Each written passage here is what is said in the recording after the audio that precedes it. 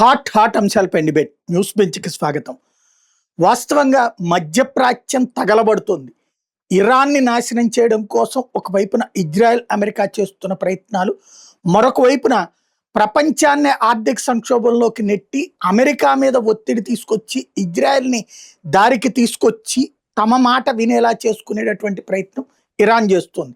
దానికోసం గల్ఫ్ దేశాల మీదన నిరంతరం వేటాడుతున్నటువంటి పరిస్థితి, హార్ముజ్ జలసంధినే దిగ్బంధిస్తున్నటువంటి సిచ్యుయేషన్. ఈ పరిణామాలు, ఈ యుద్ధం ఎంతకాలం సాగే పరిస్థితుంది, దీనివలన ఆర్థిక వ్యవస్థ ఎలా ఉండబోతోంది అన్నది మన దగ్గర ఉన్న పర్సెప్షన్ వేరు, విదేశాల్లో ఉండే పర్సెప్షన్ వేరు. ప్రస్తుతం మనతో పాటు లైవ్లో జాయిన్ అవుతున్నారు అమెరికా నుంచి పవన్ నారాయణ రెడ్డి గారు. పాశ్చాత్య దేశాల్లో ఈ అంశానికి సంబంధించి ఎలా భావిస్తున్నారు అన్నటువంటిది, అట్లాగే అంతర్జాతీయంగా ఈ పరిణామాలకు సంబంధించి ఆయనతో మాట్లాడే ప్రయత్నం చేద్దాం. నమస్తే అండి. నమస్తే సాయి గారు. Good evening. గుడ్ మార్నింగ్ చెప్పాలి, మేము గుడ్ ఈవినింగే చెప్పాలి. Right sir. ఈవేళ జరుగుతున్నటువంటి ఈ ఇరాన్ మీదన దాడిని ఎలా చూస్తారు మీరు? ఇరాన్ మీద దాడి అనేది ముఖ్యంగా అమెరికాలో చాలా వ్యతిరేకత వస్తుందండి. అమెరికాలో అమెరికా ప్రజానికంలో కూడా ఇక్కడ ప్రభుత్వం మీద చాలా వ్యతిరేకత మొదలైంది.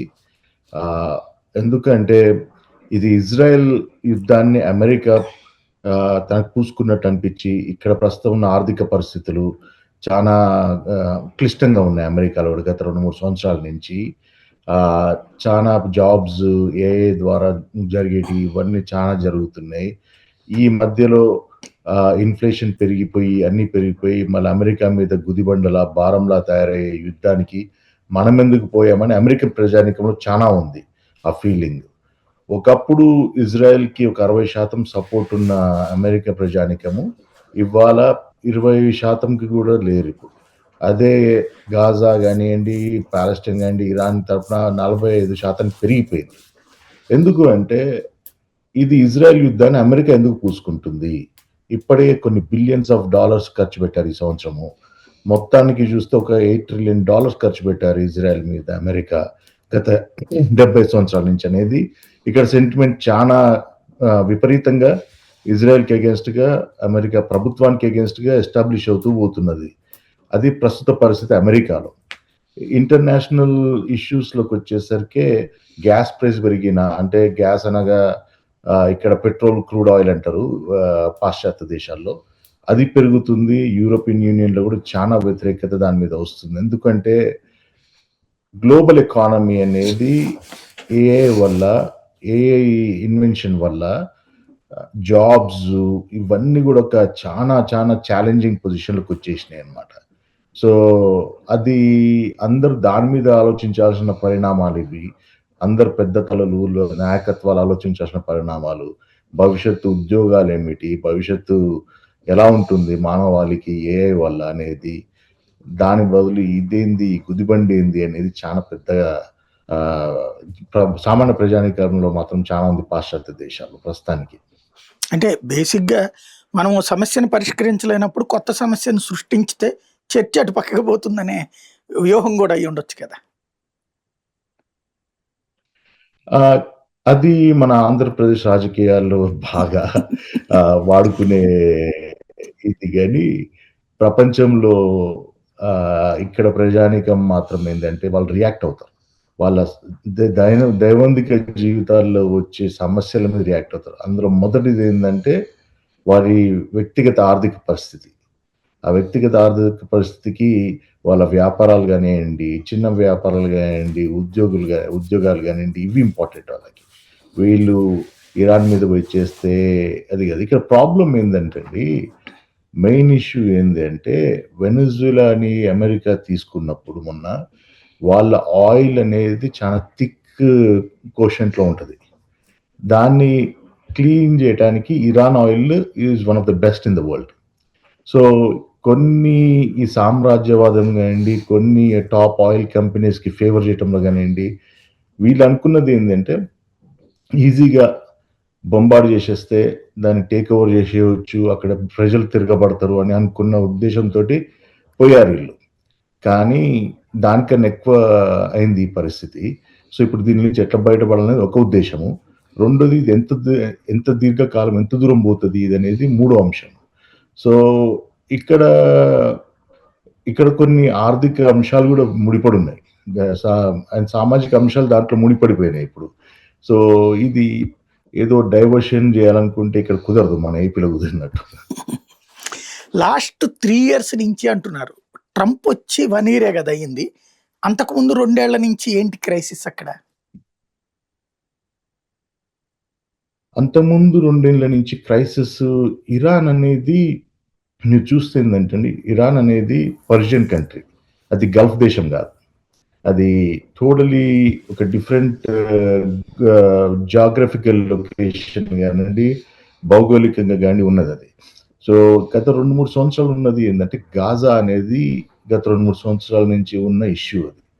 గాజా అనేదాన్ని అది తీవ్ర వ్యతిరేకత వచ్చిందండి. ఎందుకంటే, ఇదివరకు ఇక్కడ మీడియా మొత్తము చెప్పాలంటే ఇజ్రాయెల్ సపోర్ట్ చేసే మీడియా, జ్యూస్ కంట్రోల్ చేసే మీడియా. డిఫరెన్స్ ఉందండి ఇక్కడ. జుదాయిజం అనేది కి ఇది రిలీజియన్. ఇక్కడ జైనిజం, ఇజ్రాయెల్ ఉన్న జైనిజం. సో, ఈ రెండిటికి తేడా ఏంది అంటే, జుదాయిజం అనేది జ్యూస్ ఫాలో అయ్యేది పూర్తిగా మత విశ్వాసాలు కూడుకున్నది. జైనిజం అనేది ఒక రాష్ట్రం ఏర్పరచుకోవాలి మనం అనేది 19వ సంవత్సరంలో, అంటే 1897లో రెజల్యూషన్ పాస్ చేసుకున్నారు వాళ్ళు, యూరోపియన్ జ్యూస్. దానికి పాలెస్టైన్ అనేది పెట్టుకున్నారు. సో, ఈ ప్రాసెస్‌లో ఏందంటే, వాళ్ళు పాలెస్టైన్ అనే స్ట్రిప్‌ని గత 70 సంవత్సరాల నుంచి కన్సిస్టెంట్‌గా తీసుకుంటూ పోతూ ఉన్నారు. కొద్ది కొద్దిగా అట్లా మొత్తము. గాజా అనే దాన్ని పూర్తిగా ఎలిమినేట్ చేస్తే దాన్ని మెడిటేరియన్ సీ ఫ్రంట్‌లో ఉందది. అంటే very valuable property Mediterranean sea అంటే. ఆ వాల్యుబుల్ ప్రాపర్టీని వాళ్ళు గత 2, 3 సంవత్సరాల నుంచి అఫ్‌కోర్స్ అక్టోబర్‌లో 2023లో అటాక్ చేసిండ్రు హమాస్ కొంది ఉగ్రవాదులు, ఛాందసవాదులు పాలెస్టైన్ నుంచి. దానికి మొత్తం నేలమట్టం చేసేశారు. ఆ 3 సంవత్సరాల నుంచి నేలమట్టం చేసేసి కొన్ని వేల మంది చనిపోయారు అందులో. ఇప్పుడు రియల్ ఎస్టేట్ చేద్దామని ట్రంప్ ఇజ్రాయెల్ అంటుంది. అక్కడ రియల్ ఎస్టేట్ కంపెనీ పెడదాము. ఈ 20 లక్షల మంది ఎటు పోవాలి అని అంటే, అక్కడ ఉండే 20 లక్షల మంది పోవాలని తెలవదు. ఎటు పోవాలి అది మెయిన్ ఇష్యూ నడుస్తుంది. సో, ఇప్పుడు ఈ జైనిస్ట్ బేస్డ్ ఇజ్రాయెల్ ఏమంటుంది అంటే, మనం ఇక్కడ ఈ ఉన్న పాలెస్టైనే కాదు, మనం యూఫ్రటీస్ అంటే టర్కీ బార్డర్ నుంచి, సిరియా టర్కీ బార్డర్ నుంచి మనము నైల్ వరకు, అంటే ఈజిప్ట్‌లో నైల్ వరకు మనదే.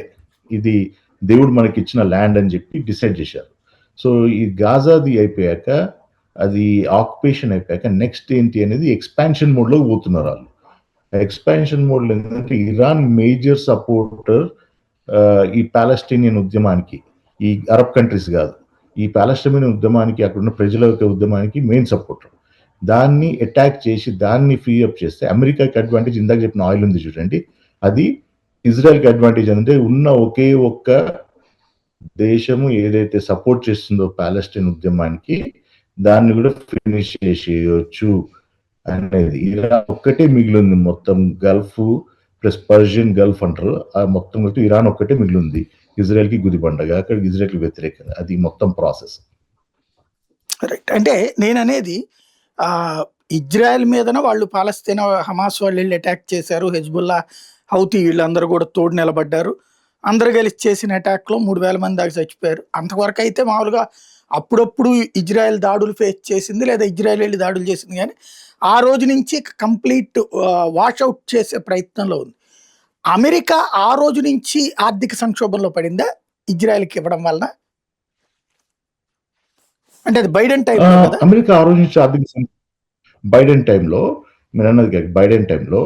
బైడెన్ టైంలో ఏందంటే, బైడెన్ అంతకుముందు జూనియర్ బుష్, అంతకుముందున్న ట్రంప్ కాకుండా మిగతా వాళ్ళు ఏందంటే అండి, వాళ్ళు ప్రపంచంలో ఎక్కడ రిసోర్స్‌ని అమెరికా తీసుకుంటుంది. Directly or indirectly. దానికి వాళ్ళు ఏమని చేశారు, వాళ్ళు ఏందంటే కొద్దిగా మెచ్యూరిటీ ఉన్న లీడర్స్. కానీ ఈ ట్రంప్ అడ్మినిస్ట్రేషన్ ఇవన్నీ ఏందంటే, ఇవి చిన్న పిల్లల చేతిలో, అంటే చేతిలో పెడితే ఒక సూపర్ పవర్‌ని ఏం చేస్తారు, రేపొద్దున వీళ్ళు ఏందంటే అనాలోచితంగా చేస్తారు ఇట్లాంటివి. అమెరికాలో ఎప్పుడైనా 50 సంవత్సరాల ముందు స్ట్రాటజీ ఉంటది సాయి గారు. ఈ రోజు ఉత్తగానే పోయి అక్కడ బాంబ్ వేశారు, ఏదో ఆవేశంలో వేశారు అనేది ఉండదు. ఆ స్ట్రాటజీ బిల్డ్ చేసేది చాలా చాలా పెద్ద సంస్థలు అంటే యూనివర్సిటీస్ వీటిల్లో నుంచి వస్తుంది. దాన్ని ఎగ్జిక్యూట్ చేసేది ప్రభుత్వాలు. అది ఎలా ఎగ్జిక్యూట్ చేసినా కానీ మెచ్యూరిటీ ఉంటుంది.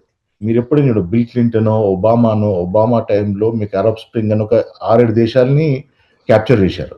ఇది లిబియా, ఈజిప్ట్, తునీజియా, ఇవన్నీ. అది ఒక ప్రాసెస్లో ఒక మెచ్యూర్డ్గా వేశారు. కానీ ఇప్పుడు చేసేది ఏంటంటే ఇమ్మెచ్యూర్గా దాన్ని ఎగ్జిక్యూట్ చేయడం. సో బైడెన్ టైంలో ఏం జరిగింది అంటే వాళ్ళు గాజాకి చేసుకుంటా లేదు, మీరు శుతిమెత్తగా మీరు హ్యూమన్ రైట్స్ ఇదవుతుంది అని చెప్పేశారు. ఇక ఆర్థిక విషయాలకు వచ్చేస్తే మీకు ఎప్పుడైతే కోవిడ్లో $5 trillion ప్రింట్ చేశారు పైసలు అమెరికాలో. ఆ కోవిడ్ అనేది $5 trillion ప్రింట్ చేసింది మాకు అమెరికాలో గత 4 సంవత్సరాల నుంచి వస్తూనే ఉంది ఇంపాక్ట్. $5 trillion ఇప్పుడు ఎట్లా అంటే మనము ఎవరన్నా కుటుంబంలో ఆసుపత్రిలో పడ్డారనుకోండి, మనం ఎక్కడ పడితే అక్కడ అప్పులు తీసుకొచ్చేసి ఏదో ఒకటి చేసి ఆ టైంకి బయటికి వస్తుంది. తర్వాత మనం దాని ఆస్తులు అమ్ముకోవాలో ఏది అమ్ముకోవాలో చూసుకుంటాం కదా. అలాంటి పరిస్థితి అమెరికాది. అట్లా ఒక్కొక్క ఇంపాక్ట్ వస్తూ ఇన్ఫ్లేషన్ అట్లనే ఉండి, అంటే ద్రవ్యోల్బణం అట్లే పెరుగుతూ పోయి ఉండి వస్తున్న దాంట్లో ఇదొక్క గుదిపంట. అందులో ఏఏ వచ్చింది 2023లో. ఏఐ అనేది ఇంపాక్ట్ఫుల్ గా అన్ని పనులు చేయగలుగుతుందని స్టార్ట్ అయింది. ఆ ఏఐ వల్ల వైట్ కాలర్ జాబ్స్ విపరీతంగా పోతున్నాయి. అంటే అది చాలా మటుకు ఏంటంటే మొన్న ఒక వారంలో 92,000 ఉద్యోగాలు పోయినాయండి సాయి గారు అమెరికాలో. సో ఈ ప్రాసెస్ మొత్తం ఏంటంటే ఒకదానికి ఒకటి చుట్టుకుంటుంది అమెరికాకి. సో అలా అలా అలా ఎస్టాబ్లిష్ అయింది. 3 సంవత్సరాల నుంచి ఇది నడుస్తుంది. కానీ ఆర్థిక సంక్షోభం అనేది ఎట్లాగూ ఉంది. $5 trillion మీరు ప్రింట్ చేస్తే దాన్ని ఎట్లా మీరు రికవర్ చేసుకుంటారు ఎకానమీలో, అది నడుస్తుంది. ప్లస్ ఏఏ వస్తుంది, ఉద్యోగ భద్రత లేదు, ప్లస్ ఇదేంది on top of it. Plus జనాలకు కూడా అమెరికన్ ప్రజలు ఎన్ని సంవత్సరాలు ఏంటంటే కొన్ని దశాబ్దాలుగా వీళ్ళు టీవీలో ఏది చెప్తే అదే అన్నట్టు ఉంటుంది. కానీ ఇప్పుడు social media, independent media news వాళ్ళు సొంతంగా నేర్చుకుంటున్నది, వీటన్నిటితోటి అసలు నిజమైంది ఇజ్రాయెల్ పాలస్తీనా ఇష్యూ అనే దాని మీద అవగాహన వచ్చి అది అన్ని కలగూరగంపగా ఒక్కొక్కటి యాడ్ అవుతూ పోయింది అనమాట. అట్లా రైట్. అమెరికన్ ఎకానమీలో $30 trillion జీడిపి, $39 trillion అప్పుల్లో ఉంది. అది అధికారికంగా చెప్తుంది. అనధికారికంగా ఇంకా ఎక్కువ ఉండొచ్చు అని చెప్తున్నారు. దానికి సొల్యూషన్ కింద ఇప్పుడు వెనిజులా ఆయిల్ లాక్కోవడము, ఇరాన్ ఆయిల్ లాక్కోవడం, ఒకప్పుడు ఇరాక్ ఆయిల్ లాక్కున్నట్టు అలాంటి వాటితో ఇప్పుడు సెటరైట్ చేయడం అనేటటువంటి ప్రయత్నం జరుగుతుంది అన్నటువంటి వాదన ఉంది. ఏమంటారు? అది కొన్ని కార్పొరేట్స్ కి పోతాయండి అవన్నీ. సో కానీ అమెరికన్ ఎకానమీలోకి ఎట్లా ఇన్ఫ్యూజ్ అవుతుంది అనేది అది ఇంకా తెలవాల్సింది. కానీ అది ఒక్కటి సొల్యూషన్ కాదు అమెరికాకి. అమెరికాకున్న అసెట్స్ లోపు ఈ ద్రవ్యోల్బణం కానివ్వండి, ఈ అప్పులు కానివ్వండి పెద్ద ఇష్యూ కాదు. ఇప్పుడు ఈ బేసిక్ ఏమైంది, ఆయిల్ తీసుకున్నప్పుడు ఎవరికి పోతే షెవ్రాన్కో, షెల్కో వీటికి పోతుంది. కానీ కార్పొరేట్ ట్యాక్స్లు ఎంత? 10% 15%. దాన్ని కూడా సింగపూర్లోనో లేకుంటే వేరే వేరే చోట వాష్ చేసేస్తారు దాన్ని. సో అది వీళ్ళకున్న అప్పులకు సొల్యూషన్ కాదు. వీళ్ళకున్న అప్పులకు సొల్యూషన్ వీళ్ళు ఏం చెప్తున్నారు అంటే బేసిక్గా టారిఫ్లు పెంచేయండి. మనం ఎక్కువ ఇంపోర్ట్ చేసుకుంటున్నాము, మన ఎక్స్పోర్ట్స్ మీద వాళ్ళు టారిఫ్లు వేస్తున్నప్పుడు మన ముందు టారిఫ్లు వేసి కస్టమ్స్ ఎందుకు తీసుకోకూడదు అనేది ట్రంప్ మేజర్ ఉద్దేశం. ఇప్పుడు ఇండియాకి ఇప్పుడు ఏదైనా కార్ పంపించారు, పార్ట్స్ పంపించారు కదా, 100% 80% టారిఫ్లు ఇస్తాం కదా మనం యుఎస్ నుంచి. సో ఆ టారిఫ్స్ ఇక్కడ మనం ఒక 20-30% ఇస్తే మనకు కూడా వస్తుంది కదా ఎక్సైజ్ డ్యూటీ. మనం దాంతో ఇంకా మనము రికవర్ కావచ్చు కదా అని. కానీ కార్పొరేట్ ట్యాక్సెస్ ద్వారా దాన్ని పూడ్చడం అనేది అసాధ్యం. ఎందుకంటే ట్రంప్ చారిత్రాత్మక కార్పొరేట్ ట్యాక్సెస్ చాలా తగ్గించాడు. సో ఇప్పుడు ఒక్కొక్క కంపెనీ, ఇప్పుడు టెక్ కంపెనీ చూస్తే more than $1 trillion market cap ఉంది వాటికి. క్యాష్ రిజర్వ్ చూస్తే కొన్ని బిలియన్స్ ఆఫ్ డాలర్స్ ఉన్నాయి వాళ్ళ దగ్గర. ఇవాళ ఈ ఆర్టిఫిషియల్ ఇంటెలిజెన్స్ రేస్లో ఏంటంటే ఇప్పుడున్న ట్రిలియనీర్ అటెండ్ చూస్తున్నాడు. ఇలాన్ మస్క్ కానివ్వండి, మార్క్ జక్కర్బర్గ్ కానివ్వండి, మీకు శామ్ ఆల్ట్మన్ కానివ్వండి, ఎన్విడియా కానివ్వండి. సామాన్యుడి పరిస్థితి ఏంది అనేది ఇక్కడ మేజర్ క్వశ్చన్. వింతేందంటే సాయి గారు, మన ఆర్థిక వ్యవస్థలో మీకు ప్రొడ్యూసరు, కన్జ్యూమర్, అంటే ప్రొడ్యూస్ చేసేది మానవుడే, కన్జ్యూమ్ చేసేది మానవుడే. అదే కన్జ్యూమ్ చేసే కేపబిలిటీ లేనప్పుడు మీరు ఎంత మంచి ప్రొడ్యూస్ చేస్తే ఏం లాభం? అనేది పర్స్పెక్టివ్ చూడట్లా. ఎందుకంటే ట్రంప్ అనే వ్యక్తి జీవితంలో సిటీ కౌన్సిలర్‌గా గూడా పనిచేయలేదు సాయి గారు. ప్రెసిడెంట్ కాకముందు. ఓకే. సో, పని చేయనప్పుడు అతనికి సామాజిక, ఆర్థిక అవగాహన ఉండదు. అతను ప్యూర్‌లీ ఒక రియల్ ఎస్టేట్ పర్సన్. సో, అతనికేందంటే ఇది ఆటలా ఉంటది అతనికి. రోజుకో మాట, పూటకో మాట టైప్ ఉంటది. సో, అది అమెరికన్స్‌కి చాలా నర్వస్ అయిపోతున్నారు రాను రాను. అది పరిస్థితి. అసలు ఎందుకు అతన్ని ఎన్నుకున్నట్టు? మామూలుగా అమెరికా వాళ్ళంటే ఏదో చాలా తెలివిగా ఆలోచిస్తారు అంటారు గదా! క్రిందటిసారి బైడెన్ జూస్తే అతను సైకలాజికల్లీ అన్‌ఫిట్.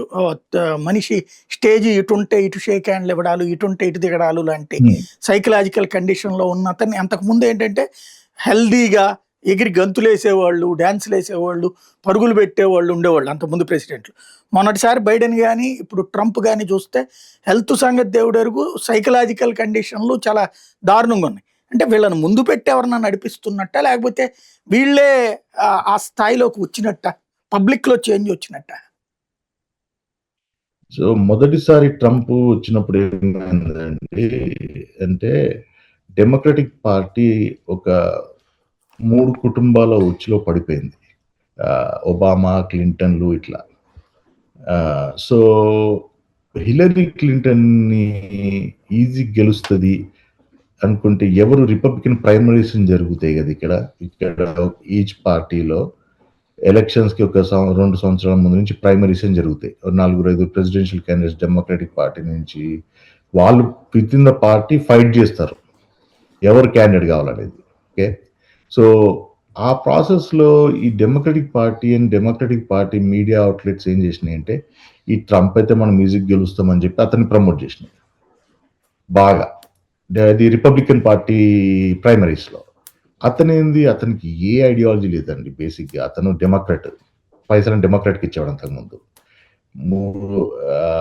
3 వివాహాలు ఇగ అతని గురించి చెప్పాలంటే వ్యక్తిగతంగా చాలా ఉన్నాయి. మనం పబ్లిక్‌గా కూడా చెప్పలేము. ఎప్‌స్టైన్ ఫైల్స్ ఇవన్నీ ఉన్నాయి.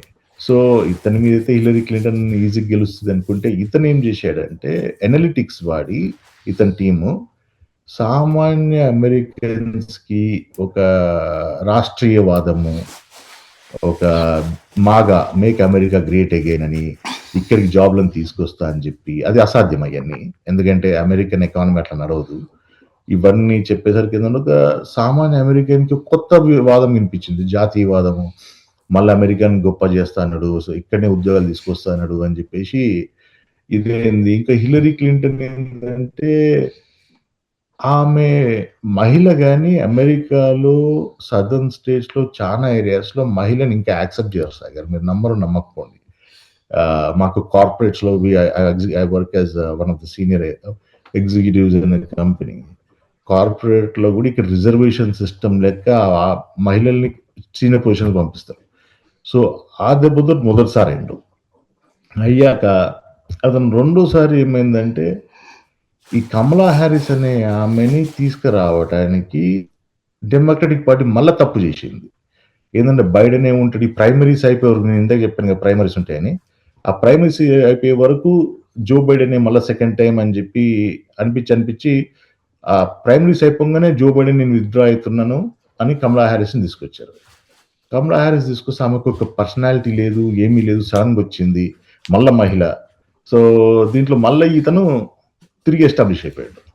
ఇతనేందంటే ఒక జాతీయవాదము, లేకుంటే make America great again, immigration తొక్కేస్తా, బార్డర్స్‌ని సీల్ చేస్తా, ఇగ అతివాదము మాట్లాడుతుంటాడు.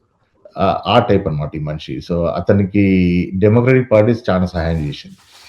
తన రాజకీయ పరిపక్వతలకి. రైట్. ఇక్కడ ఇవాళున్న సిట్యుయేషన్‌లో అమెరికాలో ఏదైతే ఈ హెచ్-1బీల మీదన ఆంక్షలు గావచ్చు, లేకపోతే అక్కడ ఉన్నోళ్ళని వెనక్కి పంపించేయడం గావచ్చు, వీటన్నిటి మీదన అక్కడ పబ్లిక్ ఏమీ సాటిస్ఫై గాలేదా? వీటన్నిటి మీద పబ్లిక్‌లో డెఫినెట్‌లీ ఒక కన్సర్న్ ఉంది సాయి గారు. ఏంది అంటే ఆహ్, ఇక్కడ హెచ్-1బీ అనేది ఒక టెంపరరీ వీసా. ఎవరన్నా మీరు వీసా స్టాంప్ చూసారనుకోండి హెచ్-1బీది, ఒక టెంపరరీ వీసా. అది 90 దశకంలో తీసుకొచ్చిన ఒక టెంపరరీ వీసా అవసరం ఉంది ఇక్కడ టెక్నాలజీ సంబంధించిన ప్రపంచం తెచ్చుకోవాలనేది. దాన్ని రాను రాను ఎలా చేశారు అంటే ఆబ్వియస్లీ దాన్ని పట్టించుకోలేదు అమెరికాలో. రాను రాను ఎలా అయిపోయింది అంటే ఇప్పుడు ఫర్ ఎగ్జాంపుల్ ఒక కంపెనీ ఉందండి. ట్రంప్ వీళ్ళు యూఎస్సిఐస్ వీళ్ళు ఓపెన్గా చెప్పారు ఎగ్జాంపుల్తో సహా. మైక్రోసాఫ్ట్లో ఒక 100 మంది టీం ఉంది అమెరికన్స్ తోటి. వాళ్ళందరినీ తీసేసి మళ్ళా అమెరికాలోని మళ్ళీ మన H1B కంపెనీ ద్వారా 100 మంది తీసుకొచ్చి పెడుతున్నారు. స్కామ్లు చాలా జరిగినాయి అట్లా. స్కామ్లే అంటే మన వాళ్ళు ఇక్కడ కూడా ఏంటంటే లంచము అన్ని స్టార్ట్ చేసేసారు. ఇప్పుడు నేను ఒక సీనియర్ వైస్ ప్రెసిడెంట్ ఉన్నాను అనుకోండి కంపెనీలో. సో మొత్తం ఇక్కడ వాళ్ళని తీసేసి మీ కంపెనీ ఉంది సాయి గారు, మీ కంపెనీ నుంచి ఒక 500 మంది తీసి పెట్టుకుంటే ఇక్కడనే విపరీతమైన బిల్లింగ్ ఉందా లేదా అనేది చాలా బయట. సో దాంతో ఏంటంటే అమెరికన్స్ ఆర్ వెరీ వెల్కమింగ్ అండి. పీపుల్ ఎవరైతే అమెరికన్స్ ఉంటారో చాలా వెల్కమింగ్ పీపుల్, చాలా చాలా అంటే మీరు ఆశ్చర్యపోతారు అంత వెల్కమింగ్. సో అట్లాంటి జనాలు కూడా ఏంటంటే ఇదేంద్రా నాయన మంది తీసుకొని పోతున్నారు అని చెప్పి అక్కడ ఆ విషయంలో మాత్రం ట్రంప్ కొద్దిగా సపోర్ట్ దొరికింది H1B విషయంలో చాలా చోట్ల. అది ఉంది. మన వాళ్ళు కూడా ఏంటంటే అమెరికాకు ఒకసారి వస్తే మనం సెటిల్ అయిపోయినాము అనే ఫీలింగ్లో మనం ఇక్కడనే అని చెప్పి ఫీలింగ్లో ఉన్నారు మన వాళ్ళు. కానీ అది నిజం కాదు. అది మనము డిమాండ్ చేయడానికి కూడా ఏమీ లేదు. H1B అనేది చాలా టెంపరీ వీసా. ఇప్పుడు విజయవాడలో మనకి ఆయిల్ మన కాకినాడలో ONGCలో ఆయిల్ రిగ్ మనకి దొరకట్లేదండి ఎవరు ఇండియాలో చేయడానికి ఇంజనీర్లు అనుకుందాం. మనము ఏ టర్కీ నుంచో లేకుంటే వేరే చోటు నుంచి తెచ్చుకుంటాం కదా, సంవత్సరం 2 సంవత్సరాలకు అక్కడ ఎస్టాబ్లిష్ అయ్యే వరకు, రైట్? ONGC వాళ్ళు రిలయన్స్ వాళ్ళు తెచ్చుకుంటారు. సింప్లీ అంతే అది. కానీ మనకి ఏంటంటే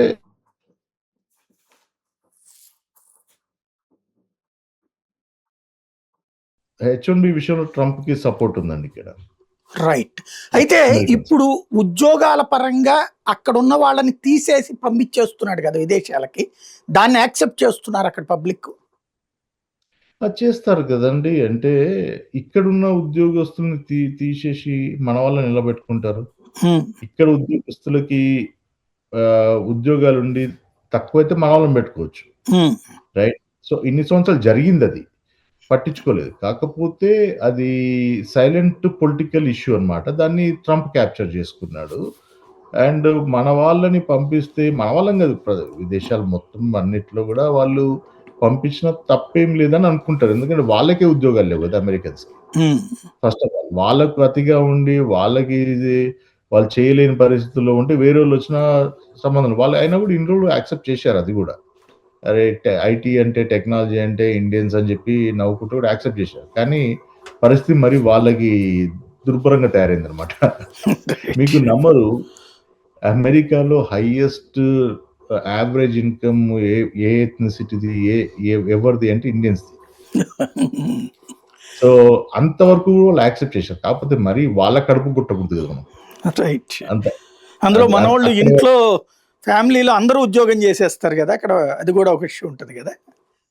పర్ పర్సన్, ఫ్యామిలీ కాకుండా పర్ పర్సన్ కూడా.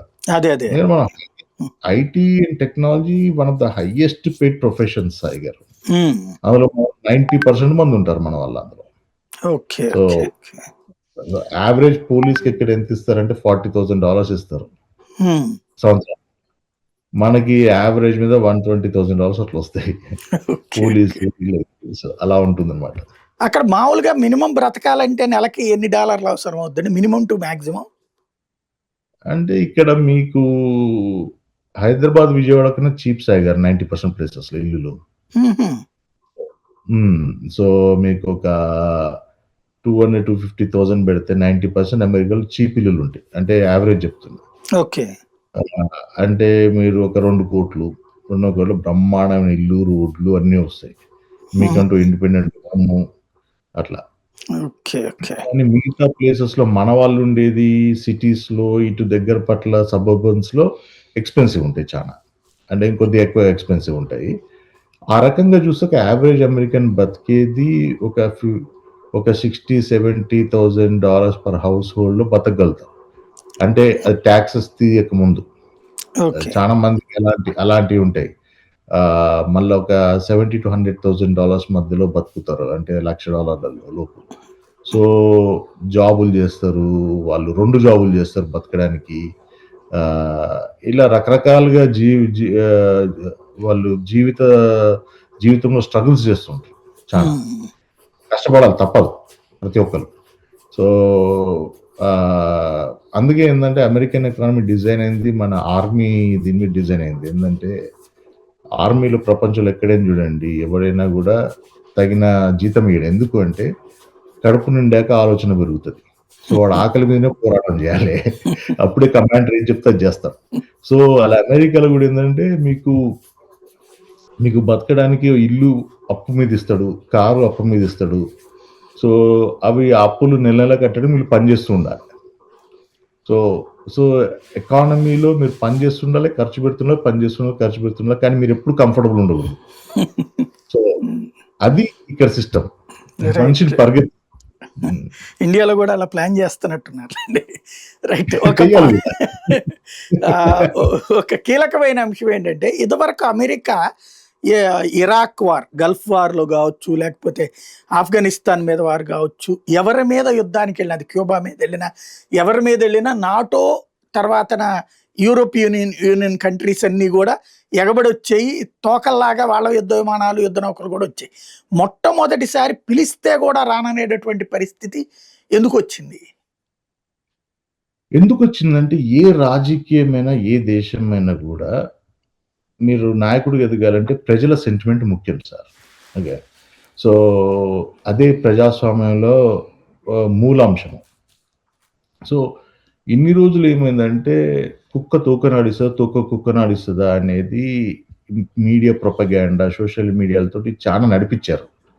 సో తోక కుక్కనాడిస్తూ పోయింది. అంటే ఈ నాయకులు ఈ ఏపీఏఏసి అని ఒక లాబీ ఉంటుంది సాయి గారు. ఏపీఏఏసి అనే లాబీ ఏంటంటే అమెరికన్ పబ్లిక్ ఇజ్రాయెల్ కమిటీ అని ఒకటి ఉంటుంది. వాళ్ళు ఫుల్ పైసలు పంప్ చేస్తారు ఇది ఎలక్షన్స్లో. అంటే లీగల్గానే, వైట్ మనీ, అంటే మొత్తం ఏదో ఇల్లీగల్గా కాదు, అది డిక్లేర్ చేస్తారు క్యాండిడేట్లు కూడా. సో అట్లా ఈ రకరకాల ప్లేసెస్లో ఇజ్రాయెల్కి సంబంధించిన పొలిటీషియన్స్కి పంపింగ్ చేసింది.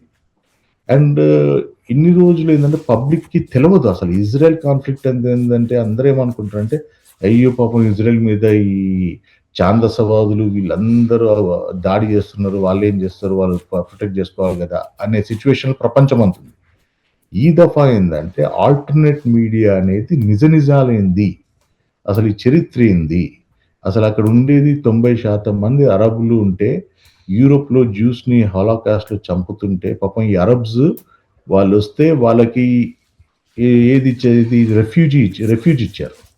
ఇస్తే 5-10 సంవత్సరాల్లో 9% ఉన్న జ్యూస్ అంటే లోకల్ జ్యూస్ వాళ్ళు 90% ఉన్న క్రిస్టియన్స్, ముస్లిమ్స్ దగ్గర ల్యాండ్స్ అన్ని గుంజుకొని 50% ల్యాండ్స్ తీసుకున్నారు.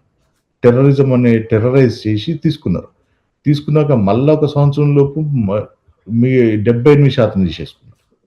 ఒకే ఒక రోజు ఒకే ఒక చిన్న వార్లో 700 మంది లోకల్ అరబ్స్ని ఎల్లగొట్టేశారు. వాళ్ళు ఎటుపోయారు, రిఫ్యూజీలు ఎక్కడెక్కడో తిరిగారు. ఇప్పుడు ఇంకా మిగిలిన 22% కూడా అగ్రిమెంట్స్ తీసుకొని అన్ని తీసుకొని కోపం వాళ్ళకి స్టేట్ చేయాలి అనేది అందరూ అగ్రి చేసిన దాన్ని కూడా అది కూడా ఆక్యుపై చేసేస్తున్నారు, ఇది గాజా వెస్ట్ బ్యాంక్. సో ఇది జనాలకి ప్రజలకు తెలిసిపోయింది. యూరోప్లో కానివ్వండి, యుఎస్లో కానీ తెలిసిపోయాక ఏంటంటే ఒక మనిషి మానవత్వం అనేది ఉంటుంది కదా సాయి గారు ఎంతున్నా. సో పిల్లల్ని చంపేస్తూ బాంబార్డ్ చేస్తూ 20,000 మంది పిల్లల్ని చంపారు మన 2-3 సంవత్సరాల గాజాలో. కొన్ని అయితే విపరీతమైనవి. పిల్లలు పాపము వాళ్ళు మంచినీళ్ళు తీసుకోవడానికి కోసం వాళ్ళని షూట్ చేశారు, అంటే నవ్వుకుంటా వీళ్ళు. సో ఇజ్రాయెల్ ఇవన్నీ జనాలకు వచ్చేసరికి వాళ్ళ సెంటిమెంట్ చాలా మారిపోయింది అనమాట. జనాల్లో ప్రజల సెంటిమెంట్ మారాక ఏ నాయకుడైనా ఏం చేస్తాడు, వాళ్ళు రాజకీయంగా సర్వే కావాలంటే చేయలేరు కదా.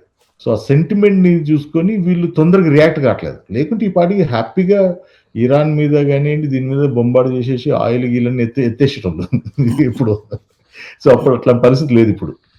ఎవరికి ఓన్లీ వాళ్ళ మీడియా ఉంది కాబట్టి నడిచింది. అంటే వాస్తవంగా వరల్డ్ వైడ్గా చూస్తే క్రిస్టియన్ కంట్రీస్ని ఆక్యుపై చేసుకుంటున్నట్టు బోకో హరామ్లు, లేకపోతే గనక టెర్రరిస్ట్ ఆర్గనైజేషన్స్ అన్ని ఇస్లామిక్ రెజీమ్ కోసం ప్రయత్నిస్తున్నాయి. క్రిస్టియన్ కంట్రీస్ కూడా చేంజ్ చేస్తున్నాయి, ఇంక్లూడింగ్ బ్రిటన్లో కూడా ఇప్పుడు షరియా చట్టాలు రావాలంటున్నారు. అది వీళ్ళకి అర్థం కాలేదా? ఇప్పుడు ఈవెన్ మొన్న ఇజ్రాయెల్ మీదన కూడా ఇంతకుముందు 14 కంట్రీస్ కలిసి ఒక్కరోజు ఉందాడు. వాళ్ళు డబ్బులు పెట్టి కొనుక్కున్నటువంటి ల్యాండ్‌ని లాక్కోవడానికి జరిగిన యుద్ధంలోనే కదా రివోల్ట్ అయ్యి వాళ్ళు మళ్ళీ చేసుకొచ్చింది మీరు చెప్పినటువంటి కాన్సెప్టు. అదే సందర్భంలో మొన్న కూడా మహిళల్ని శవాల్ని కూడా అత్యాచారాలు చేసినటువంటి దారుణం విజువలైజ్ చేసి వాళ్ళే ప్రపంచానికి చూపించారు కదా! చిన్న పిల్లల్ని చంపి మాంసం వండి ఆ తల్లుల చేత తినిపించినటువంటిది. అది వీళ్ళకి అమెరికన్స్‌కి వీళ్ళకి ఆనలేదా? ఇది బావుందనిపించిందా? వాళ్ళు సిరియాలో ఫోటోలు చూపెట్టింది, లేకపోతే గనక ఇంకో చోట ఏదో ఫోటోలు చూపెట్టింది. అది కూడా ఏది వాళ్ళలో వాళ్ళు కొట్టుకు సచ్చి సిరియాలో. లేకపోతే ఆఫ్ఘనిస్తాన్‌లో చూసినా వాళ్ళలో వాళ్ళు కొట్టుకు సస్తారు. ఈవెన్ పాకిస్తాన్, ఆఫ్ఘనిస్తాన్ కొట్టుకు సచ్చేదేంది? ఈవెన్ ఇప్పుడు యెమెన్‌లో గాని, లెబనాన్‌లో గాని, పాలస్తీనాలో గాని మొదట ఎవరినెవరు కొట్టుకుంటున్నారు ఇప్పుడు? వాళ్ళలో వాళ్ళ గ్రూప్‌లే కదా కొట్టుకుంటుంది. అది అర్థం కాలేదా అమెరికన్స్‌కి? మీరు మంచి ప్రశ్న వేశారు సాయి గారు. సో, అమెరికన్స్‌కి గానియండి, వెస్ట్‌కి గానియండి కొద్దిగా లోతుగా ఆలోచిస్తారు. వాళ్ళు ఫేస్ వాల్యూలో చూడరు. ఇక్కడ హెన్రీ కిస్సింగర్ అని ఫారెన్ సెక్రటరీ ఆఫ్ యూఎస్ ఉన్నాడు అతను.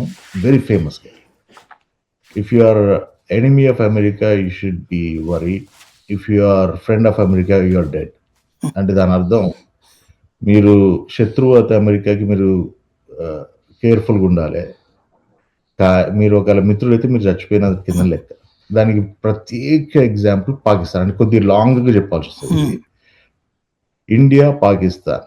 ఇండియా అనేది ఓన్లీ కంట్రీ ప్రపంచంలో వరల్డ్ వార్ 2 తర్వాత కొలోనైజేషన్ అయిపోయి యూరోపియన్ పవర్స్ అన్ని అందరికి ఇండిపెండెన్స్ ఇచ్చాయి 90% వాళ్ళ కాలనీస్కి. ఎందుకంటే వాళ్ళకి అర్థమైపోయింది ఇంకా చేయలేమని. పాకిస్తాన్ అమెరికా మీద డిపెండ్ అయింది. ఇండియా నాన్ అలైన్మెంట్ మూమెంట్లో ఉండి ఇండిపెండెంట్గా ఇప్పుడు మనకు అప్పుడు గ్యాస్ కావాలన్నా, పెట్రోల్ కావాలన్నా ఇరాన్ ఇచ్చేది, ఎవరి మీద డిపెండ్ కాకుండా. Iran was the biggest friend. ఇప్పటికి కూడా వాళ్ళ పోర్ట్ ఒకటి ఇచ్చింది మనకి స్ట్రాటజికల్ పోర్ట్, గుల్బహార్ పోర్ట్ అనేది. సో మనం సర్వైవ్ అయ్యాం. కానీ అమెరికా ఫ్రెండ్ అయిన పాకిస్తాన్ పరిస్థితి ఏమైంది? వాడుకొని వదిలేసి దుమ్ము దులిపి అవతల పడేసి వాళ్ళని ఛాందసవాద మతవాద సిచ్యువేషన్కి 60s, 70s వరకు Afghanistan was a progressive country Sai గారు. అక్కడ ఫీమేల్ డాక్టర్స్, పైలట్స్ ఉండే. ఎందుకు ఆఫ్ఘనిస్తాన్ మీద పడ్డారు రష్యా, అమెరికా అంటే వాళ్ళ దరిద్రానికి సెంట్రల్ ఏషియన్ కంట్రీస్ ఉన్నాయి చూడండి, కిర్గిస్తాన్, ఉజ్బెకిస్తాన్, ఇవన్నీ ఆయిల్ రిసోర్సెస్ హెవీ. ఆయిల్ రిసోర్స్ని తీసుకురావాలంటే ఆఫ్ఘనిస్తాన్ నుంచి పైప్ లైన్స్ వేసి అరేబియన్ సీలోకి వేస్తే అది రౌట్. అది ఎవరు కంట్రోల్ చేస్తే వాడు అక్కడ ఆయిల్ కంట్రోల్ చేసినట్టు. సో అందుకే రష్యా దిగంగానే అమెరికా ఏం చేసింది, ఎమ్మటే స్టెప్ ఇన్ అయింది. స్టెప్ ఇన్ అయ్యి ఎట్లయింది, ఊరికి రాలా. అప్పటివరకు ప్రోగ్రెసివ్ మోడ్లో ఉన్న ఆఫ్ఘనిస్తాన్ కానివ్వండి, కాస్త ప్రోగ్రెసివ్ మోడ్లో ఉన్న పాకిస్తాన్ని కానివ్వండి, వహాబీ స్టైల్ ఇస్లాం. అంతకుముందు ఇస్లాం సూఫీ స్టైల్ ఉండే మన సెంట్రల్ ఏషియా మనది అంతా. అంటే సెలబ్రేషన్, కవాలీలు, దర్గాలు, మొహరంలు, పీర్ బాబాలు ఇవన్నీ ఉండేవి కదా. సో అవి అట్లుండేది. దాన్ని వహాబీ స్టైల్ ఇస్లాం అని సౌదీ అరేబియాలో వహాబ్ అని ఒక ఛాందసవాద ముస్లిం, ఆ దేశంలో వాళ్ళని కంట్రోల్ చేయడానికి అక్కడ రాజు వీళ్ళు కలిసి వహాబీ స్టైల్ ఇస్లాం క్రియేట్ చేసింది. షరియా, నకాబ్, బుర్కా ఇవన్నీ very strict form of Islam. జిహాద్ ఇట్లాంటివన్నీ వాళ్ళు అట్లా ఒక బుక్ని ఎట్లా ఇంటర్ప్రిట్ చేయాలనేది వాళ్ళ ఇష్టం. దాన్ని తీసుకొచ్చి మదర్సాస్ ఇవన్నీ పెట్టి మనకి ఇంపోర్ట్ చేశారు ఇక్కడ పాకిస్తాన్లో. ఎందుకు 3 జనరేషన్లు ఆఫ్ఘనిస్తాన్లని ఇక్కడ ట్రైన్ చేసి రష్యా మీద ఫైట్ చేశారు. మనకి ఇంపాక్ట్ అయింది. వాజ్పేయి గారు ఒకసారి యుఎన్లో 99లో పోయి ఒక మాట అన్నారు, distance won't offer you security అని అమెరికాని వార్న్ చేసింది. ఎందుకన్నారు ఆ మాట అంటే దూరం నీకు సెక్యూరిటీ ఇవ్వదని. ఎందుకంటే అమెరికా రష్యా పడిపోగానే ఆ 3 జనరేషన్ ట్రైనింగ్ ఇచ్చిన వీళ్ళు ఉన్నారు కదా మదర్సాలో జిహాదీలు, వీళ్ళందరూ ముజాహిదీన్లు, వాళ్ళని పాకిస్తాన్ మీద ఆఫ్ఘనిస్తాన్ వదిలేసి జంప్. ఎందుకంటే పని అయిపోయింది. అక్కడ వాళ్ళ ఆయిల్ పైప్ లైన్లు క్యాప్చర్ చేసుకున్నారు.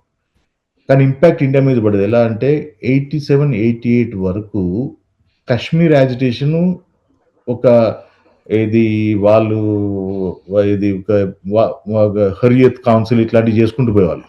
కానీ వాలంటీర్ ఎప్పుడు తయారైందంటే ఈ మదర్సాల్లో ఉన్న ఎదవులు ఉన్నారు కదా ముజాహిదీన్ 3 జనరేషన్ ట్రైన్ అయ్యారు కదా, వాళ్ళకి పని లేదు. దాన్ని కశ్మీర్ వైపు తీసుకొచ్చి పడేశారు. మనకి ఇంపాక్ట్ ఆ కాశ్మీర్ 88, 89 నుంచి మొదలైతే మనకి 2-3 దశాబ్దాలు పట్టింది. వాజ్పేయి గారు అదే అన్నారు 9/11 ముందు యూఎన్‌లో. నీకు దూరం ఉందని అనుకోకు, నీకేమీ సెక్యూరిటీ ఉండదు అని చెప్పి అన్నారు.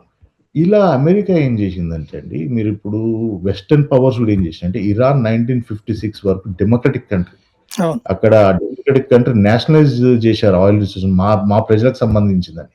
చేస్తే వీళ్ళు అది తీసేసి షా అనే వ్యక్తిని తీసుకొచ్చి పెట్టారు, పాత రాజుని. పెట్టి వీళ్ళు నడుపుతున్నప్పుడు ఏమైంది, అది ఛాందసవాదం వైపు వెళ్ళిపోయింది. అది ఖుమేని సైడ్ వెళ్ళిపోయారు ప్రజలు. ఎందుకంటే వాళ్ళకి యూనిఫైయింగ్ ఫోర్స్ ఒకటి కావాలి. అదేంది, ఏదో రకంగా ఖుమేని సైడ్ వెళ్ళిపోయారు. అలా ప్రతి దేశంలో ఇప్పుడు మీరు మిడిల్ ఈస్ట్‌లో చూస్తే అమెరికా ఫ్రెండ్స్ అంతా ఎవరు, వరల్డ్ వార్ 1 తర్వాత ఈ అరేబియన్ పెనిన్సులాని డివైడ్ చేసి ఫ్రెంచ్ ఇది ఇంగ్లీష్ డివైడ్ చేసుకున్నారు. చేసి అక్కడ పప్పెట్ కింగ్స్‌ని పెట్టుకున్నారు. అమెరికా ఫ్రెండ్స్, వెస్ట్ ఫ్రెండ్స్ ఎవరు, ఈ పప్పెట్ కింగ్స్ ఉన్నారు చూడండి, వాళ్ళ ఫ్రెండ్స్. ఎవరు ఎనిమీస్ అంటే సిరియాలో, ఈజిప్ట్‌లో నాసర్ గమేల్ అని ఫేమస్ లీడర్. ఆయన 16 సంవత్సరాలు ఆయన చేశాడు. ఆయన ఏమన్నారంటే డెమోక్రటిక్ పాన్ అరబ్ మూవ్మెంట్ ఉండాలి మంది అని చెప్పి. అలా ఇరాక్లో, సిరియాలో, ఈజిప్ట్లో పెట్టారు.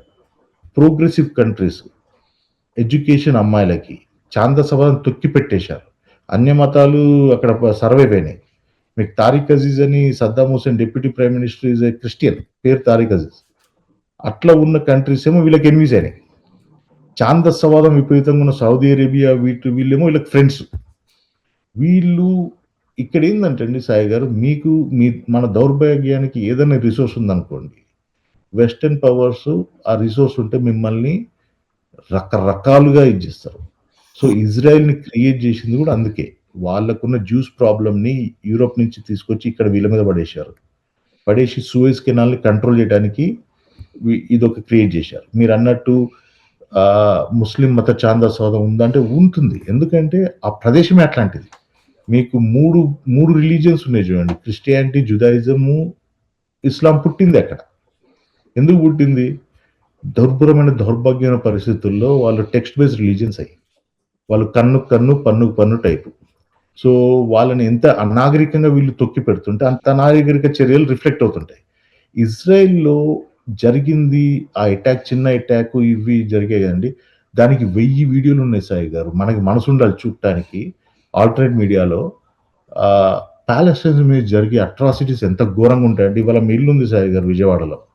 వచ్చేసి అమెరికా నుంచి వస్తే నేను వచ్చేసి ఇక్కడ మా 3000 సంవత్సరాల క్రితం ఇక్కడ మా తాతది ఇల్లు అంటే మీకు మీ ఇల్లుని నాకు ఇచ్చేస్తారు. మీ తట్టా బుట్టను బయటపడేస్తారు. మీ ఇల్లుని నాకు ఇచ్చేస్తారు. ఇప్పటికి కూడా, ఈ రోజుకి కూడా యుఎన్ రెజల్యూషన్స్, ఒక 16 యుఎన్ రెజల్యూషన్స్ ఉన్నాయి తప్పు అని చెప్పేది, అయినా కూడా చేస్తారు. చేసినప్పుడు అవతలుడు ఎలా రియాక్ట్ అవుతాడు? ఎన్ని సంవత్సరాలు, ఎన్ని తరాలు వాడు భరించాలి? వాడు ఎన్ని తరాలు వాడి ఇల్లు, వాకిలి, ఫ్యామిలీ అన్ని తీసి పడేస్తున్నా ఎన్ని తరాలు భరిస్తారు చెప్పండి? పోనీ వాడికి ఎవరైనా హెల్ప్ చేస్తున్నాడా? హెల్ప్ ఎవరు చేయట్లే. ప్రతిసారి ప్రామిసులు ఫెయిల్ అవుతాయి. ఇప్పుడు 1993లో ఆస్లో అగ్రిమెంట్ ప్రకారం 2 స్టేట్ సొల్యూషన్ అని చెప్పారు. పోనీ 22% మిగిలింది, అదన్నా వదిలేండిరా మాకు అంటే అది కూడా ఒప్పుకుంటే ఎవరైతే సైన్ చేసి వచ్చాడో ఇజ్రాయెల్ ప్రైమ్ మినిస్టర్ ఎడ్జెక్ రబీన్ అని, అతన్ని బాంబే చంపేశారు ఇజ్రాయలీసే. ఎందుకు సైన్ చేసి వచ్చినామని. మనది ఇది కాదు, మనది మొత్తం ఒక 5-6 దేశాలు కలిపింది మనది రాజ్యం అని చెప్పి అనే ఉద్దేశం వాళ్ళు ఉండి వీళ్ళని రోజుకి తొక్కి పెడుతుంటే వాళ్ళు ఏం చేయగలుగుతారు అని ఆ యాంగిల్లో ఆలోచించడం మొదలుపెట్టారు అనమాట. అమెరికన్స్ కానీ, యూరోపియన్స్ కానీ, వెస్టర్న్ వాళ్ళు ఏం చేయగలుగుతారు, వాళ్ళ చేతిలో ఏం మిగిలింది. ఇప్పుడు రాయి దొరికితే రాయితో కొడతారు, లేకుంటే వాడు ఏ దొరుకుతుంది వాడిది కప్పు, వాడి తల్లిదండ్రులు, వాడి అన్నదమ్ములు, వాడు చచ్చిపోతుంటేది చుట్టుపక్కల. కొన్ని గాజాలో కూడా ఏంది, 2000లో 93లో ఒస్లో అగ్రిమెంట్ సైన్ అయ్యి కొద్దిగా ఎలక్షన్స్ జరిగి ఎవరి గవర్నమెంట్స్ వాళ్ళు చేసుకుంటారు అనే స్టేజ్లో అప్పుడు ఏరియల్ షెరోన్ అంటాడు అల్ అక్సా మాస్క్లోకి 1000 మంది పోయిండు, ముస్లిం మాస్క్లోకి జ్యూస్ని తీసుకొని, ఇది మాది అని. మళ్ళా మొదలైంది. వాళ్ళు కాంప్రమైజ్ అయ్యి ఏదన్నా తగ్గుదామనేసరికి మళ్ళీ మొదలవుతుంది అనమాట. ఇది రెచ్చగొట్టే విధానం. సో ఒకదానికొకటి ఈక్వేట్ చేయలేము. ఒక్కొక్క పరిస్థితికి డిఫరెంట్ సిచ్యువేషన్స్ ఉంటే ఒక ప్రాంతానికి ఇంకో ప్రాంతం ఉంటుంది. ఇప్పుడు ఆ లెక్కనైతే ఇప్పుడు ఇరాన్ ప్రొవకేటెడ్ హిజ్బుల్లా కావచ్చు, హమాస్ కావచ్చు, హౌతీ కావచ్చు, ఇస్లామిక్ రెసిస్టెన్స్ ఫోర్స్ కావచ్చు, ఇస్లామిక్ జిహాదిస్ట్ ఫోర్స్ కావచ్చు, ఇవన్నీ ఇప్పుడు లెబనాను తర్వాతన అదే యెమెను ఇట్లాంటి చోట్ల పబ్లిక్ చేత ఎన్నికైన ప్రభుత్వాల్ని తీసేసి వీళ్ళు తయారు చేస్తున్నారు కదా కొత్త తీవ్రవాద భావాలు. అక్కడ పోనీ ఇజ్రాయెల్ ఇంపాక్ట్ కాదు కదా, ఇజ్రాయెల్ మీదకి పద్దాకాలు దాడులు చేస్తుంటే వీళ్ళు రిటాలియేట్ చేసుకునేటువంటి పరిస్థితి. అక్కడున్న ప్రభుత్వాలను నడవనివ్వరు కదా. ఈవెన్ హమాస్ టైంలో కూడా హమాస్ కాకుండా అక్కడ పాలస్తీనా గవర్నమెంట్ ఉంది. ఆ గవర్నమెంట్కి ప్రధానమంత్రి ఉంటాడు, వాడిని ఎవరు పట్టించుకోరు. వాడు కేవలం మీటింగులకు మాత్రం ఐక్యరాజ్యసమితి మీటింగులకు అటెండ్ అవుతుంటాడు. దాడులు చేసేదంతా ఈ బ్యాచ్ చేస్తుంటారు. సైన్యం, ప్రభుత్వ సైన్యం ఉండదు. ఇదంతా నడిపించేది ఇరాన్. మరి అది అంత వ్యవహారం చేస్తున్నప్పుడు వీళ్ళే ఎక్కడ బతకాలి అప్పుడు? సో అక్కడ ఏంటంటే 2005లో యుఎన్ కింద ఎలక్షన్స్ జరిగినాయి సాయి గారు, పాలస్టైన్లో, వెస్ట్ బ్యాంక్, గాజాలో. ఓకే, జరిగినప్పుడు వెస్ట్ బ్యాంక్లో పాలస్టైన్ అథారిటీ గెలిచింది, గాజాలో హమాస్ గెలిచింది. ఎలక్షన్స్ మొత్తం ప్యూర్ ఎలక్షన్స్, యుఎన్ సర్టిఫికేషన్. వాళ్ళ ప్రభుత్వాన్ని వాళ్ళు నడపనీయకుండా సి అండ్ ఇది బ్లాక్ చేసేసారు, ఇది ఇజ్రాయలీస్. ఎందుకంటే మేము హమాస్ను ఒప్పుకోమని. ప్రజలు ఎన్నుకున్నారు, చూడు వాళ్ళు ఎలా నడిపిస్తారు ప్రభుత్వాన్ని. ఓకే, వాళ్ళు ఉగ్రవాదం వైపు పోతారా, ఇటువైపు పోతారా చూద్దాము. ఇస్మాయిల్ హనియా అని చెప్పి ఒక మోడరేట్ పర్సన్ అక్కడ గాజాలో చీఫ్ అయ్యాడు. అక్కడ పాలస్టీన్ లిబరేషన్ రాలేదు. అక్కడ గాజాలో గెలిచింది హమాస్ ప్యూర్గా, వెస్ట్ బ్యాంక్లో గెలిచింది పాలస్టీన్ లిబరేషన్. ఇక్కడ మమ్దో అబ్బాస్ ఉన్నాడు, ఇక్కడ వీళ్ళు ఎమ్మటి బయట. వీళ్ళకి ఏంది అంటే ప్రీటెక్స్ట్ ఏంటంటే మాకు హక్కు ఉంది అటాక్. ఇప్పుడు లెబనాన్లో ఉందనుకోండి, లెబనాన్లో ఉన్నది ఎవరు పాపము? ఇక్కడ 700,000 మందిని అల్ నక్బాని 1948లో వెళ్ళగొడితే ఇళ్లలో నుంచి పాలస్టీనియన్స్ని. ఎక్కడ ఇజ్రాయలీస్ కొనుక్కోలేదు ల్యాండ్స్, అక్కడక్కడ కొనుక్కున్నారు. 1970 నుంచి 1930 వరకు కొనుక్కున్నారు. తర్వాత రెఫ్యూజీస్ లెక్క వచ్చారు, ఏది జ్యూస్ని చంపుతుంటే యూరోప్లో, ఏది హిట్లరు వీళ్ళందరూ వచ్చి ఉండి. టెర్రరిజం అనే ఫస్ట్ టర్మ్ వచ్చింది ఇంగ్లాండ్ వాళ్ళు క్రియేట్ చేసింది జూయిష్ మిలిటెంట్స్ని చూసి.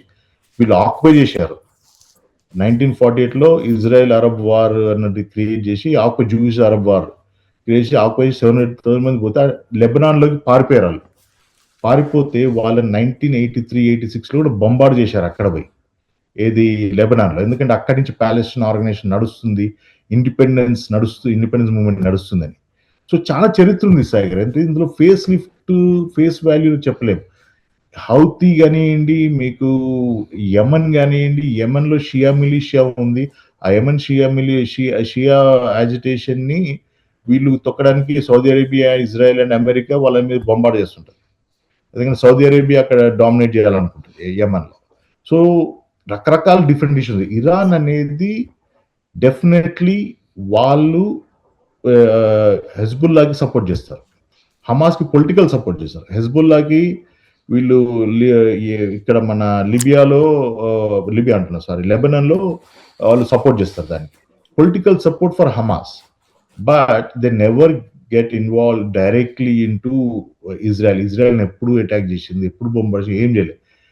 వాళ్ళు ఏదో హమాస్ వాళ్ళు వీళ్ళు పిచ్చ కొట్టుడు కొడుతుంటే లేదు చిన్న ర్యాకెట్లు వేసుకుంటూ తిరుగుతుంటారు. మనకి ఏంటంటే ఇస్లాం ముస్లిమ్స్ అందరూ యూనిఫైడ్ గా మిగతా వాళ్ళని అటాక్ చేస్తారని ఒక ఫీలింగ్.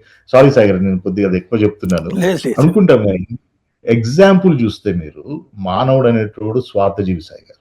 ఓకే, అది ఎవడు ఎంత డ్రైవ్ చేసినా స్వార్థజీవి. గాజాలో కానీ, వెస్ట్ బ్యాంక్ లో కానీ, పాలస్టైన్ లో కానీ ఇన్ని సంవత్సరాల నుంచి అట్రాసిటీ జరుగుతుంటే చుట్టూ ముస్లిం దేశాలు ఉన్నాయి. ఒక్కడన్నా వచ్చి సపోర్ట్ చేశాడా? ఇవాళైనా సపోర్ట్ చేస్తున్నాడా? ఎందుకని? ఇప్పుడు పాలస్తీనా అంటే ఇక్కడ సమస్య ఒకటే. ఇరానే మీరు చెప్తున్నటువంటిది. ఇప్పుడు సౌదీ అరేబియా నాశనం చేయాలి, దుబాయ్ నాశనం చేయాలి, సున్నీ కంట్రీస్ అన్నిటిని నాశనం చేయాలని ఇది అక్కడికి పద్దాక దాడులు చేపిస్తూ ఉంటుంది. ఎవరితో? ఈ హౌతీలతోనూ హెజ్బుల్లా వాళ్ళతో. మరి వాళ్ళు ఏం చేయాలి? రాబాబు మమ్మల్ని చంపేయని అడగాల. ఇప్పుడు చూడండి, దుబాయ్ని సర్వనాశనం చేస్తుంది ఎవరు? నువ్వు అమెరికా బేస్ను ధ్వంసం చేయాలి కానీ హెజ్బుల్లా ఇప్పుడు దుబాయ్ మీదకి పద్దాక నిరంతరం దాడులు చేస్తుంది ఎవరు? వ్యాపార వాణిజ్య సముదాయాలను ఎందుకు దెబ్బతీస్తున్నారు? సౌదీ అరేబియా లేకపోతే ఈ గల్ఫ్ కంట్రీస్ని ఎందుకు నాశనం చేస్తున్నారు? వాళ్ళ ఆర్థిక మూలాలను దెబ్బతీయడానికి, అంతే కదా. అప్పుడు అట్లాంటప్పుడు ఏం చేయాలి వాళ్ళు? 40 ఏళ్ల నుంచి కొమైనీ చేస్తున్నది ఏంటి? మిగతా ముస్లిం దేశాల మీద ఆధిపత్యం చెలాయించాలి. టర్కీ చేస్తున్నది ఏంటి? ఖలీఫా రాజ్యాలకి తన నాయకుడు అవ్వాలి. ఇప్పుడు కొమైనీ ఖలీఫానా, లేకపోతే ఈ టర్కీ అధ్యక్షుడు ఎర్డోగన్ ఖలీఫానా? ఈ ఖలీఫా రాజ్యాల హెడ్స్ కిందనే కదా వీళ్ళందరూ గొడవలు కూడా. ఇప్పుడు రేపు పొద్దున పాకిస్తాన్కి సంబంధించిన ఇతను కూడా తను నాయకుడు అవ్వాలని కదా, ప్రవక్త తర్వాత ప్రవక్తలు అవ్వాలని వీళ్ళందరి కోరికలు. వీళ్ళు తోటి ముస్లిం దేశాల మీద ఆధిపత్యాల కోసం దాడులు చేస్తున్నారు. మధ్యలో మిగతా దేశ ప్రపంచాన్ని కదా వీళ్ళు ఇబ్బంది పెడుతుంది దాంట్లో భాగంగా. సో ఇక్కడ మీరు చూస్తే యమన్ కానివ్వండి, హౌతీ కానివ్వండి, ఇవన్నీ సౌదీ అరేబియా, ఇందాక చెప్పాను ఈక్వేషన్, ఎక్కడైతే ప్రోగ్రెసివ్ కంట్రీస్ ఉంటాయో వాళ్ళు ఎనిమీస్ ఆఫ్ వెస్టర్న్ అమెరికా. అది నిజమైతే కొమైనీ తీసుకొచ్చినటువంటి దారుణం ఏంటి? అక్కడ ఉన్నటువంటి పర్షియన్ కంట్రీస్ లో పర్షియన్ పబ్లిక్ ని అందరినీ మతం మార్చి చివరికి వాళ్ళు మతం మారకపోతే చంపేసినటువంటి వాడు కదా, అతను ఎట్లా ప్రోగ్రెసివ్ అవుతాడు? సో ఖుమైనీది అదే వస్తున్నాను సార్ గారు అక్కడికి. సో ఖుమైనీ షియా హెడ్ లెక్క ఎస్టాబ్లిష్ అయిపోయాడు. ఓకే, 60s 70s నుంచి షియా వరల్డ్ కి. కానీ షియా హెడ్ ఈజ్ ఇన్ ఇరాక్ లో ఉంది. ఇరాక్ లో మెజారిటీ పాపులేషన్ షియా. ఇరాక్ లో ఉంది ఖలీఫాత్ అది షియాది. కానీ ఇక్కడ ఎస్టాబ్లిష్ ఖుమైనీ అనేది స్టేట్ హెడ్. కానీ అక్కడ ఎలక్షన్స్ జరిగితే థియోక్రసీ అంటారు దాన్ని. ఎలక్షన్స్ జరిగితే అక్కడ ప్రభుత్వాలు మారుతాయి కూడా, చాలా మారినాయి. కాకపోతే లైక్ మన పాకిస్తాన్ టైప్ లో అక్కడ ప్రభుత్వాలు మారుతుంటాయి కానీ సైన్యం నడుపుతుంది, ఇక్కడ ప్రభుత్వాలు మారుతుంటాయి కానీ నడిపించేది కొమైనీ చెప్పిందే నడుస్తుంటది అంతే. కూడా బోకో హరాం లాంటి వాళ్ళ దాడులు, అక్కడ కూడా క్రిస్టియన్ కంట్రీస్ ని కన్వర్ట్ చేస్తున్న టర్కీ ఇంతకుముందు మళ్ళీ మార్చుకొచ్చారు. ఈ పరిస్థితులు ఇక్కడ వీళ్ళిద్దరి మధ్యన ఎస్టాబ్లిష్మెంట్ ప్రాబ్లం రావా? అంటే మొన్న అద్భుతమైన అవకాశం ఇరాన్ లో ఉంటుంది సాయి గారు. ఎందుకంటే అక్కడ ప్రజలు కూడా ఖుమైనీ మీద, ఛాందసవాదం మీద తిరగబడుతున్నారు. ఓకే, సో అది ఇంకొక సంవత్సరంలో 2 సంవత్సరాల్లో అది ఫినిష్ అయిపోయేది. ఇది ఛాందసవాదం. అక్కడ డెమోక్రసీ ఉంది, ప్రభుత్వాలన్నీ కొడితే ఖుమైనీ అనే వ్యవస్థ ఉంది చూడండి, అది వెళ్ళిపోయేది. కానీ అది కాకుండా ఏం చేస్తారు అంటే, అది అయితే ఇజ్రాయెల్కి అమెరికా నుంచి పైసలు రావు, వెస్ట్ నుంచి పైసలు రావు, సపోర్ట్ రాదు. వాళ్ళకు బూచి కావాలి. ఆ బూచి ఏలోకి ఇప్పుడు పోయి బొంబార్డు చేస్తే ఏమైంది? అందరు మళ్ళీ ఖుమైనీ, ఇరాన్ లో ఉన్న ప్రజలు ఖుమైనీ చుట్టూ ర్యాలీ అవుతున్నారు. ఇప్పుడు ఆయన చంపేశారు, రైట్? చంపేస్తే ఒక ఒక మార్టియర్ గా అయిపోయారు. అయిపోయి జాతీయవాదం వచ్చేసి వచ్చేసి ఒక మంచి సంవత్సరంలో మార్పు జరిగే ప్లేస్ లో మళ్ళా దాన్ని ఒక 10-15 సంవత్సరాలకి ఎస్టాబ్లిష్ చేసి పడేశారు. సో ఇక్కడ ఏంటంటే బ్లాక్ అండ్ వైట్ కనిపించదు. ఇక్కడ మనకు బూచి కావాలి మన సర్వైవల్ కి, మన ఎగ్జిస్టెన్స్ కి అనేది ఎమ్మటే పోయి బాంబ్ చేశాడు ఇజ్రాయెల్, చేసి అమెరికన్ గుంజాడు అందరికి. అది లేకుంటే అమెరికా ఈ బూచి లేకుంటే సపోర్ట్ చేయదు. ఒక కాంప్లెక్స్ సిచ్యువేషన్ లో తీసుకెళ్తుంటారు అనమాట. ఎందుకంటే ఆఫ్రికాలో కూడా ఏంటంటే ప్రాబ్లమ్స్ అయ్యారు. 80% మీకు రిచ్ మినరల్స్ ఉంటాయి చూడండి, మీకు గ్రాఫైట్ కానీ డైమండ్ ఇవన్నీ ఆఫ్రికాలో దొరుకుతాయి. ఎక్కడైతే ఆయిల్ రిసోర్సెస్ ఉన్నాయనుకోండి, అక్కడ సర్వసాధారణంగా ఇష్యూస్ క్రియేట్ చేయబడతాయి. సో దట్ ఈ వెస్టర్న్ కంట్రీస్ లో ఉన్న కంపెనీస్ కానివ్వండి, వీటన్నిటికీ ఒక ఎస్టాబ్లిష్మెంట్ ఏర్పడుతుంది. డిస్టర్బెన్స్ లో ఎస్టాబ్లిష్మెంట్ ఏర్పడుతుంది. There is a saying in English, you make money when there is blood on the street అని. That's a clear saying. రక్తం ప్రవహిస్తున్నప్పుడే పైసలు చేసుకోగలుగుతాం స్ట్రీట్ లో. సో అది వీళ్ళు టూత్ అండ్ నెయిల్ ఫాలో అవుతారు, మనం ఎన్ననుకున్నా. సో ఈ ఛాందసవాదం వైపు పుష్ చేస్తుంది, ఉండాలనుకుంటుంది కూడా కొన్ని ఉన్నాయి పరిస్థితులు. ఇస్లాం ఛాందసవాదం మీద చాలా డిపెండ్ అవుతుంది. అది చాలా ఎలిమెంట్. మన హిందూస్, మన ధర్మము, లేకుంటే ఇండియా అనే ధర్మము చాలా గొప్పది. అందులో మన యాంగిల్లో చూస్తే ఇవన్నీ కూడా విపరీతమైన ఛాందసవాదం. కానీ అవి పుట్టింది ఎక్కడ? ఒక డ్రై యారిడ్ డెజర్ట్ లో ఒక మనిషి లెక్క బతకాలంటే దేవుడి పేరు మీద కన్ను పన్నుకు పన్ను అని రాసుకున్న ఇవి. సో అవి వాటిని ఆ ఛాందసవాదంలో తీసుకెళ్తే విపరీతమైన పరిస్థితులు ఎస్టాబ్లిష్ అయితే అది ప్రపంచం చూస్తుంది. అది రైట్. ప్రాబ్లం. ఫైనల్ గా ఒక్కటి చెప్పండి, ఈ యుద్ధం ముగింపు అనేటటువంటిది అమెరికా చేతిలో ఉందా, ఇరాన్ చేతిలో ఉందా? 2 విధాలుగా చూడాలి సాయి గారు ఇందులో. ఒకటి ఏంది అంటే అమెరికా దలుచుకుంటే, ఇజ్రాయెల్ దలుచుకుంటే ఇరాన్‌ని 2 నిమిషాల్లో ప్రాబబ్లీ 1 వీక్‌లో నేలమట్టం చేసేయగలదు. తలుచుకుంటే. అది సత్యం. మొత్తం వీకెండ్ చేసి నేలమట్టం చేయగలదు. కానీ దానివల్ల లోకల్‌గా వాళ్ళకి జరిగే నష్టం, ఇప్పుడు రేపొద్దున మళ్ళీ ఎన్నికలకు పోవాలి ఇక్కడ వాళ్ళు. రైట్? అది వాళ్ళు పూర్తిగా దెబ్బతింటారా అనే భయం. రెండోది, ప్రపంచంలో మనం మొఖం ఎట్లా చూపించుకోవాలి? ఒక దేశం మీద పోయి వాళ్ళు ప్రొవోక్ చేయకుండానే కొట్టేశామనేది. కొట్టేస్తే మొత్తం కొట్టేయొచ్చు. ఈజీ. అది పెద్ద ఇష్యూ కాదు. నిజం చెప్పాలంటే ఒక వారంలో ఖతం చేసేయొచ్చు ఆళ్ళు తలుచుకుంటే. కానీ చేయరు. అది ఒక యాంగిల్. రెండో యాంగిల్ ఏంది అంటే ఇదొక ప్రొలాంగ్డ్ ఇష్యూ చేసి వాళ్ళని ఇరాక్ లెక్క 3, 4 సంవత్సరాలు వాళ్ళని ఇబ్బందులు పెట్టి ఆర్థిక పరిస్థితుల్ని దిగజార్చేసి అక్కడ మొత్తము తిరగబడేటట్టు చేసి ఖొమేనీ మీద గాని అక్కడ ప్రభుత్వాల మీద వీళ్ళు పోయి కంట్రోల్ తీసుకుందాం అనేది రెండో అప్రోచ్. అప్పుడు తీసుకుంటే అప్పుడు రిసోర్సెస్ అన్ని చేతిలోకొస్తాయి. అది రెండో approach. So right. Any day America, Israel are powerful. కానీ ఈ స్టేజ్‌లో ఈ ప్రాసెస్‌లు ఇప్పుడు నడుస్తున్న ప్రాసెస్ నడిస్తే కొన్ని నెలలు, సంవత్సరంలు పట్టొచ్చు. అది రైట్. కంపల్సరీ. అది ప్రస్తుతం ఉన్న పరిస్థితి. దీని ఇంపాక్ట్ ఆయిల్ వీటి మీద ఎంత పడుతుందో చూడాలది. Right. Thank you very much అండి. ఇది పరిస్థితి. Thank you. ఓవరాల్ గా యుద్ధం అనేటటువంటిదైతే ప్రపంచం మొత్తాన్ని టచ్ చేస్తుంది. కానీ దాని వెనకాల ఉన్న కోణాలు డిఫరెంట్. అమెరికన్ ప్రజల ఆలోచనలో, యూరోపియన్ ప్రజల ఆలోచనల్లో వచ్చిన మార్పు గతంలోకి మళ్ళీ అమెరికా, ఇజ్రాయెల్‌కి డామినేటెడ్ సిట్యుయేషన్ కాకుండా డిఫెన్స్ సిట్యుయేషన్‌లో పడేసింది. కాబట్టి ఎప్పటికి ఇది ముగుస్తుందో చూడాలి.